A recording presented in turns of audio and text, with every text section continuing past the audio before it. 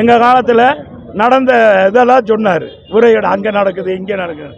அப்புறம் அவரே திறந்து வச்சார் பெரியார் பேருந்து. ஆக இது பிடிஆர் மட்டும் இல்லை, இவரும் வணிகவரித்துறைக்கும் பங்கு இருக்கு. வணிகவரித்துறை தான் இன்றைக்கி அமைச்சராக வர்றார். மதுரை அமைச்சர்னா பிடிஆர் பழனிவேல்ராஜன் இல்லை, வணிகவரித்துறை அமைச்சர் தான் வர்றார். வணிகவரித்துறை அமைச்சர் இதில் பார்த்தீங்கன்னா எல்லா மேற்கொண்டு அவர்கிட்ட தான் நிறைய மாமன்றங்கள் வருகிறது. இப்போ எங்களுடைய தொகுதியில் 22 வார்டு அவர்கிட்ட தான் போகுது. அப்புறம் அவருக்கு கீழே இருக்கிற 15 வார்டு இருக்குது.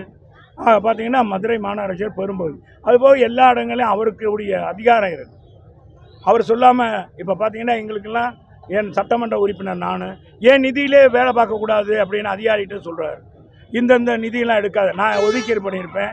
அந்த ஒதுக்கீடு நிதி என்ன செய்கிறாரு, அவர் வணிகவரித்துறை அவர் தனக்கூடிய பதவியில் அதெல்லாம் பொது நிதியில் போடணும்னு சொல்லி அவர் நிதி அது கேன்சல் பண்ணுங்க அப்படின்னு சொல்கிறவர் முறைகேடை கண்டிச்சிருக்கலாம்ல.